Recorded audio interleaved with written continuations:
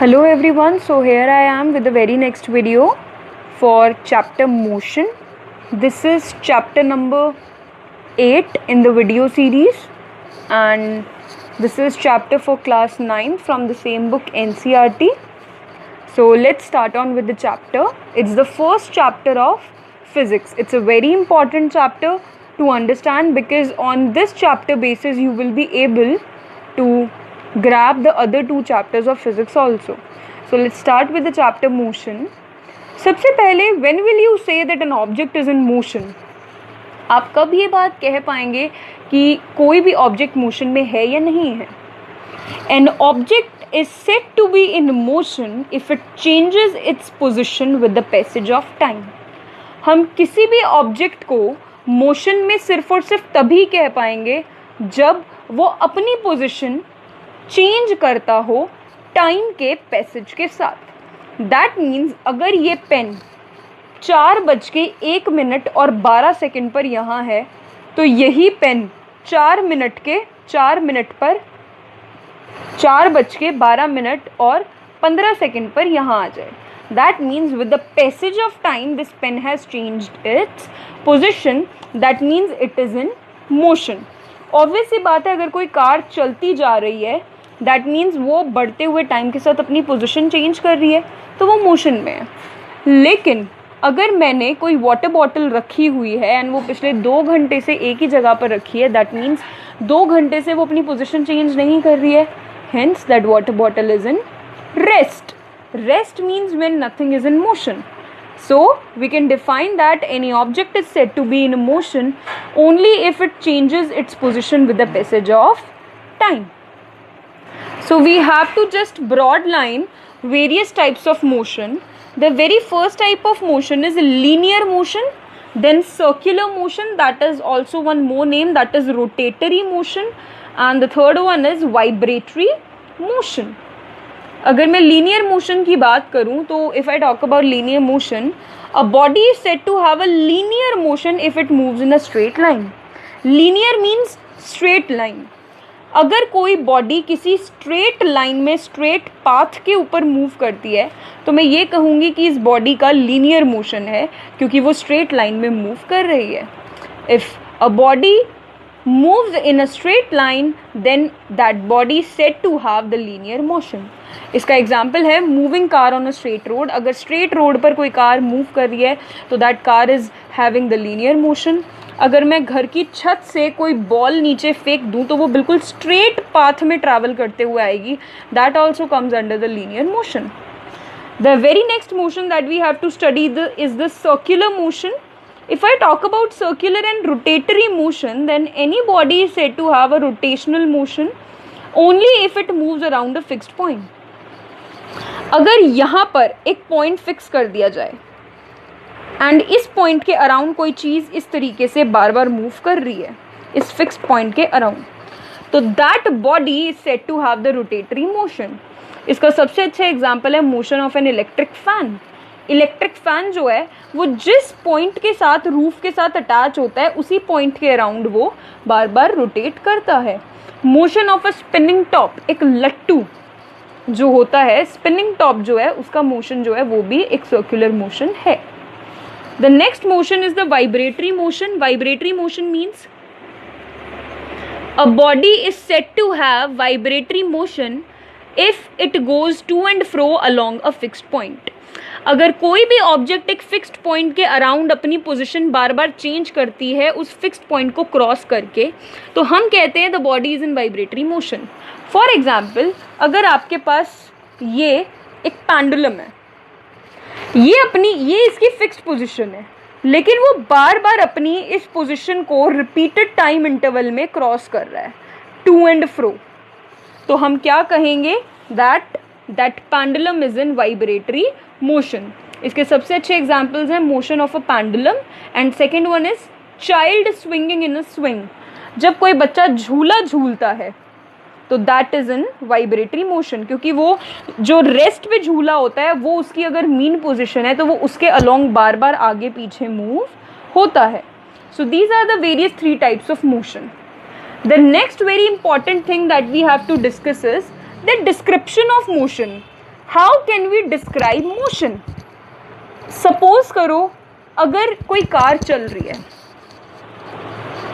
अब उस कार की पोजीशन जो है वो हर मोमेंट चेंज हो रही है, हर मोमेंट ही चेंज हो रही है, लेकिन उस कार की पोजीशन को, मोशन को डिफाइन करने के लिए हमें एक फिक्स्ड रेफरेंस पॉइंट रखना पड़ता है ताकि हम उसके मोशन को प्रॉपर्ली डिफाइन कर पाएँ।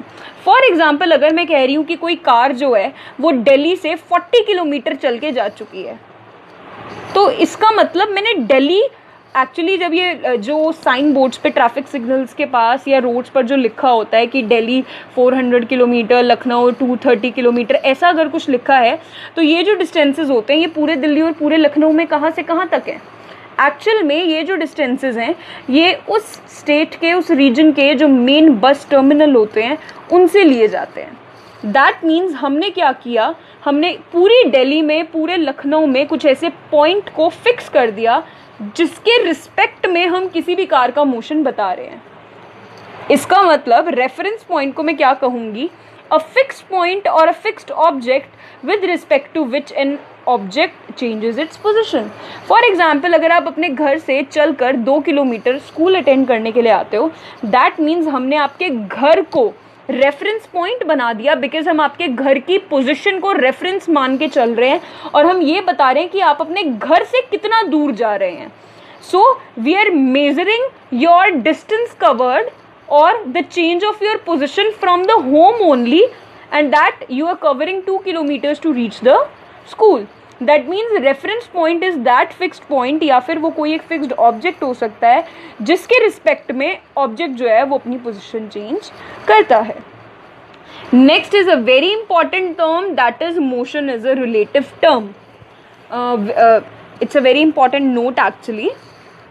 आप इमेजिन करो कि आप किसी ट्रेन में बैठ के जा रहे हो और आपने विंडो से बाहर देखा एक ट्री, आपको वो ट्री मोशन में नजर आएगा, और अगर कोई बंदा उस ट्री के पास खड़ा हुआ है और वो आपको उसी विंडो से देखे तो उसे आप भी मोशन में नजर आओगे। लेकिन मोशन में आप हो, ना तो वो ट्री मोशन में है और जो ना वहाँ पर इंसान खड़ा है वो मोशन में है। इसका मतलब ऐसा पॉसिबल है कि कोई एक चीज़ जो किसी एक इंसान के लिए मोशन में हो सकता है वो दूसरे इंसान के लिए मोशन में ना हो। हमारे लिए मोशन में हालांकि हम हैं, आप और आपका कोई नेबर जो है वो दोनों ट्रेन में बैठे हुए हैं, आप दोनों एक दूसरे के लिए मोशन में नहीं हो, क्योंकि आप दोनों की पोजीशन चेंज नहीं हो रही, आप एक दूसरे के सामने बैठे हो बहुत देर से। लेकिन आपकी ट्रेन से बाहर खड़े हुए इंसान के लिए आप दोनों मोशन में हो, बिकॉज उनके अकॉर्डिंग आपकी पोजीशन जो है वो पैसेज ऑफ टाइम के साथ चेंज हो रही है। That means motion is a relative term. किसी एक सिचुएशन में ऐसा पॉसिबल है कि जो एक ऑब्जेक्ट किसी एक इंसान के लिए मोशन में है, हो सकता है वो दूसरे इंसान के लिए मोशन में ना हो, तो वो रिलेटिव टर्म है। It relates to many factor. So this is a basic intro about motion. We are starting with a very important topic, that is motion along a straight line. हम किसी भी ऐसे ऑब्जेक्ट के बारे में बात करेंगे जो स्ट्रेट मोशन फॉलो कर रहा है। That means वो एक स्ट्रेट लाइन में मूव करते जा रहा है। जहाँ से उस ऑब्जेक्ट का मोशन स्टार्ट होता है उसको हम O से डिनोट करते हैं, एंड दैट इज ऑरिजिन। आप मान सकते हैं जिस तरीके से मैथ्स में आप अपनी कोऑर्डिनेट ज्योमेट्री में ऑरिजिन पढ़ते हैं, that is similar to that. Origin means from where the motion has been started, और इसी पॉइंट को हम कहते हैं रेफरेंस पॉइंट, क्योंकि इसी पॉइंट के रिस्पेक्ट में हम जज करेंगे कि वो कितना पोजिशन चेंज कर चुका है। तो मोशन अलॉन्ग स्ट्रेट लाइन में आपको दो टर्म्स पढ़नी है, that is distance and displacement. इन दोनों की डेफिनेशन से पहले you need to understand something else. Suppose करो इस पॉइंट पर एक ऑब्जेक्ट है and this is the point A. वो ऑब्जेक्ट इस पॉइंट से चला एंड वो पहुंचा पॉइंट बी पर। दैट मीन्स ये जो पॉइंट है ये क्या है? ओ है। मैं कह सकती हूँ this is the initial point of object, मैं ये कह सकती हूँ। वो पहुंचा बी पर, उसके बाद ये ऑब्जेक्ट यहाँ से चल के पहले ऐसे गया, उसके बाद ये ऑब्जेक्ट यहाँ से चल के वापस इसी ट्रैक पर आया एंड वो रुक गया पॉइंट सी पर। ए से बी की दूरी थी 10 मीटर एंड बी से सी की दूरी थी 6 मीटर। ये सिचुएशन है, यानी 5 मिनट में एक ऑब्जेक्ट ए पॉइंट से शुरू होकर 10 मीटर की दूरी तय की उसने, और वो कहाँ पहुंचा, पॉइंट बी पर। And then the object has covered distance of 6 metre more in the reverse direction to reach the point C. तो यानी फाइनल पोजीशन उस ऑब्जेक्ट की क्या है, ये है फाइनल पोजीशन। तो मुझे अगर आपसे ये पूछना हो कि ये जो ऑब्जेक्ट पॉइंट ए से चला था, इसने A to B, B to C जाने में कितना डिस्टेंस ट्रैवल किया, if I have to ask कि what is the distance travel by the object, तो आप कैसे कैलकुलेट करेंगे? उसने ए टू बी जाने में 10 मीटर किया एंड बी टू सी वापस आने में 6 मीटर, तो टोटल डिस्टेंस उसने ट्रैवल किया 10 + 6 that is 16 metre. This is the distance travel by the object. लेकिन अगर आपसे पूछा जाए कि what is the displacement of the object from going from A to B and then to C, displacement निकालने के लिए हम हमेशा देखते हैं सिर्फ और सिर्फ initial position and final position. इस ए, वो यहाँ से उसने मोशन शुरू करा और जब उसका मोशन खत्म हुआ तो वो यहाँ था, तो वो अपनी ओरिजिनल प्लेस से कितने मीटर डिस्प्लेस हुआ? अगर आप लोग आंसर दे सकते हैं तो इसका आंसर, अगर आपने मन में कैलकुलेट कर लिया है, तो इसका आंसर होगा 4 मीटर। यानी displacement is final position minus initial position, that is 10 - 6 which gives you 4 metre. यानी इस ऑब्जेक्ट ने अपने मोशन में डिस्टेंस तो 16 मीटर ट्रैवल किया, लेकिन इस ऑब्जेक्ट ने अपने इनिशियल पोजीशन से जो डिस्प्लेसमेंट शो करी वो सिर्फ और सिर्फ 4 मीटर की थी। उसकी फाइनल और इनिशियल पोजीशन में सिर्फ 4 मीटर का डिफरेंस था। तो एक्चुअल में अगर अब मैं डिस्टेंस और डिस्प्लेसमेंट को डिफाइन करूं तो डिस्टेंस क्या है? It is the length of the path which is actually covered by the object during its motion. एक ऑब्जेक्ट अपने पूरे मोशन के दौरान कितना पाथ जो है वो कवर कर रहा है, कितना लेंथ ऑफ पाथ कवर कर रहा है, चाहे वो कितने बार भी एक डायरेक्शन में जाए फिर उसी डायरेक्शन में वापस आए, उसे बोला जाता है डिस्टेंस, जो हमने किया 10 + 6।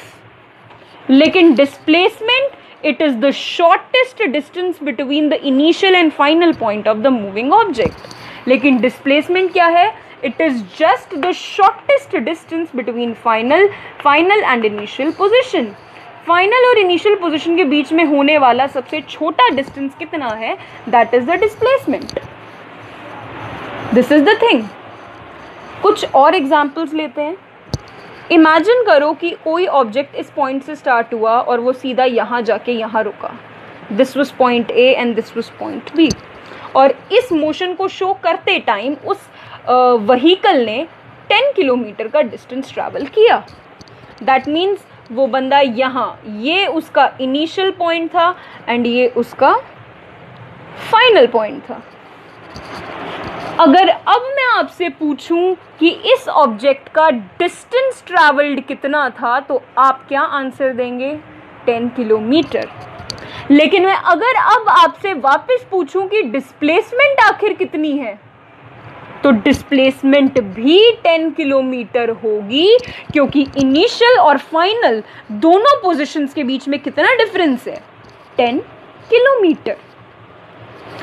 एक और एग्जांपल लेते हैं जो सबसे ज़्यादा इंपॉर्टेंट है और जो आपको डिस्टेंस और डिस्प्लेसमेंट को क्लियर कर देगा। सपोज कीजिए हमारे पास एक पार्क है जो कि सर्कुलर रिंग की फॉर्म में है। इस सर्कुलर रिंग का जो रेडियस है that is 5 metre. That means diameter total कितना हो गया? 10 मीटर। कोई एथलीट है, वो पॉइंट ए से जॉगिंग करना शुरू करा और अपना पूरा एक मोशन कंप्लीट करके वो वापस से पहुंच गया पॉइंट ए पर जॉगिंग करने के बाद. That means the athlete has completed 1 round. तो अगर मैं आपसे पूछूं कि उस एक राउंड में उस एथलीट ने कितना डिस्टेंस ट्रैवल किया इन 1 राउंड, तो आपके अकॉर्डिंग वो डिस्टेंस क्या होगा? इस पूरे सर्कुलर पार्क का सरकमफ्रेंस, पेरीमीटर, क्योंकि वो इसके ऊपर ही चल के यहाँ तक वापस पहुँचा है. तो यानी डिस्टेंस ट्रैवल्ड हो जाएगा 2 pi r. That means 2 multiplied by 22/7 into radius था 5. You can solve it out. This much meter is the distance traveled.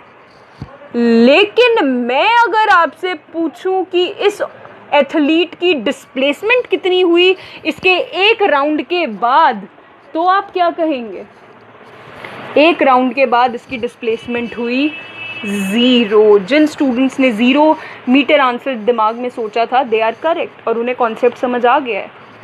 क्योंकि मोशन शुरू जब हुआ तब भी वो यही था, जब मोशन खत्म हुआ तब भी वो यही था. The difference between the final and initial position is only 0 because final and initial positions are same.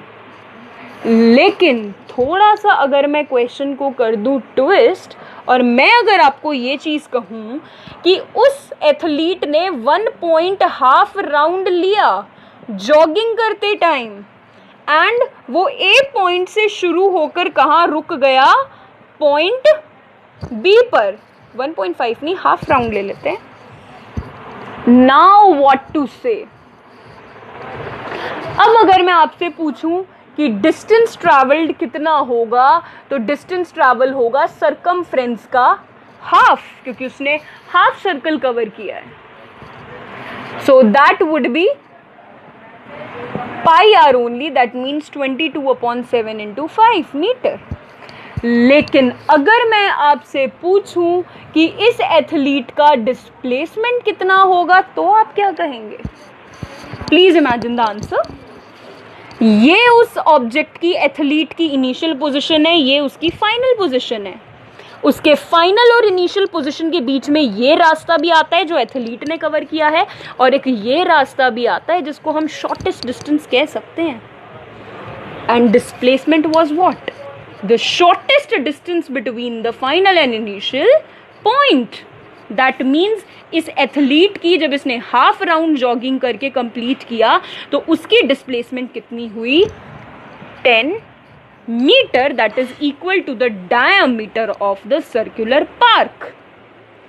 So this is the basic difference between distance and displacement. These are the definition of distance and displacement, and the SI unit of distance and displacement both are meter, because ultimately they both are distance only. Now look at the difference between distance and displacement, which is very, very important. Let's look upon the difference between the distance and displacement. Distance is the length of the actual path traveled by an object in a given time of interval. Distance जो है वो length है actual path जो follow किया है हमारी body ने. जबकि डिस्प्लेसमेंट क्या है? It is the shortest distance between the initial and final positions in a particular direction. Distance जो है वो इस चीज पे ट्रैवल करता है कि पार्टिकल जो है वो कौन सा पाथ ट्रैवल करके जा रहा है, यूज करके जा रहा है इनिशियल से फाइनल पोजीशन पे पहुंचने के लिए. जबकि डिस्प्लेसमेंट किस चीज़ पे, इस चीज़ पे डिपेंड नहीं करता, वो सिर्फ और सिर्फ फाइनल और इनिशियल पोजीशन पर डिपेंड करता है, क्योंकि उनका difference is displacement. Displacement calculate करने के लिए हमें ये चीज़ बॉदर नहीं करती कि हमारे ऑब्जेक्ट ने कौन सा पाथ फॉलो किया है. अगर मोशन हुआ है तो डिस्टेंस ट्रैवल जो है वो कभी ज़ीरो नहीं हो सकता, एंड उसकी वैल्यू हमेशा पॉजिटिव रहेगी. लेकिन डिस्प्लेसमेंट ज़ीरो भी हो सकता है, नेगेटिव भी हो सकता है, और पॉजिटिव भी हो सकता है. उसके अलावा distance is a scalar quantity and displacement is a vector quantity. Scalar quantity and vector quantity का मतलब इसी क्लिप में हम अभी आगे समझेंगे, but for now this is the difference between distance and displacement. And I want to give one question as for your practice. Please note down the question. A train goes from station A to station B shown in the figure. Calculate the distance traveled by the train and the magnitude of displacement of the train on reaching B. Train जो है वो station A से station B की तरफ गई है इस path को फॉलो करते हुए। आपको इस ट्रेन का डिस्टेंस ट्रैवल्ड और डिस्प्लेसमेंट ट्रैवल निकालना है। एक ये क्वेश्चन प्लीज ट्राई कीजिए and try the next question. An athlete completes a round of circular track of diameter 200 meter in 20 seconds. आपको ये सर्कुलर पार्क दिया है जिसका डायमीटर है 100 मीटर, जिसका डायमीटर है 200 मीटर एंड इस एथलीट ने एक राउंड कंप्लीट कर लिया। आपको डिस्टेंस ट्रैवल कैलकुलेट करना है इस एथलीट का और आपको इस की डिस्प्लेसमेंट भी निकालनी है। You just forget about this time part. I am not talking about to take you this. You just calculate the distance and the displacement by this athlete in completing one round of this circular park. आप सिर्फ इतना try कीजिए। So practice these two numericals. As I have said कि हम इसी video clip में scalar quantities and vector quantities के बारे में पढ़ेंगे। तो let's start of with this. हमारी जितनी भी फिजिकल क्वांटिटी हैं, फिजिकल क्वांटिटी में हमारी चीज़ें आती हैं speed, velocity, distance, displacement, force, pressure. जितना भी फिजिक्स में हम क्वांटिटी पढ़ते हैं उनके पास दो एक्सपेक्ट हो सकते हैं। It can have magnitude and it can have direction और it can have both. Magnitude का क्या मीनिंग होता है? It is just another name for numerical value and direction is direction only. For example अगर मैं कह रही हूँ डिस्टेंस है 20 किलोमीटर, तो ये जो 20 है ये जो न्यूमेरिकल वैल्यू है दिस इज मैग्नीट्यूड। अगर मैं कह रही हूँ फोर्स इज 30 न्यूटन, तो 30 जो है that is the magnitude. So magnitude is just another name for the numerical value. Magnitude जो है वो सिर्फ एक दूसरा नाम है न्यूमेरिकल वैल्यू के लिए। तो कुछ क्वांटिटीज के पास सिर्फ मैग्नीट्यूड होता है, कुछ क्वांटिटीज के पास मैग्नीट्यूड और डायरेक्शन दोनों होता है और इसी बेसिस पे हम कहते हैं वेक्टर एंड स्केलर क्वांटिटीज। जो क्वांटिटीज सिर्फ मैग्नीट्यूड पर डिपेंड करती हैं, the quantities that are having only magnitude, that means if they are having only the numerical value they are called as scalar quantity. And if the quantity is having a magnitude along with the direction, then they are known as vector quantity. Please look it over here. मैं जब distance की बात करती हूँ तो it is independent of direction. अगर हमें total distance travel calculate करना है तो हमें बिल्कुल इस चीज़ के ऊपर we don't need to focus upon कि वो कौन से path से गया, कौन सी direction से गया object. No, we just have to sum up all the path lengths. तो जो डिस्टेंस है वो डायरेक्शन से इंडिपेंडेंट है, वो डायरेक्शन पर डिपेंड नहीं करता, इसीलिए डिस्टेंस एक स्केलर क्वांटिटी है। जबकि मैं डिस्प्लेसमेंट की बात करूं तो लिखा वो भी यही जाएगा कि 20 किलोमीटर डिस्प्लेसमेंट हो गई, उसका मैग्नीट्यूड 20 है, लेकिन displacement it depends upon direction, क्योंकि जब हमें डिस्प्लेसमेंट मेजर करनी है तो इट इज़ इम्पॉर्टेंट कि हम हमेशा shortest distance between final and initial position को ही देखें, उसी डायरेक्शन में हम मूव करें, उसी डायरेक्शन को हम कंसिडर करें जिसमें फाइनल और इनिशियल पोजीशन के बीच में शॉर्टेस्ट डिस्टेंस एग्जिस्ट करता है। That means yes, displacement depends upon direction. तो displacement is depending upon direction and magnitude both, hence it is a vector quantity. अभी इसी क्लिपिंग में आगे हम वेलोसिटी एंड स्पीड दो टर्म्स और पढ़ेंगे।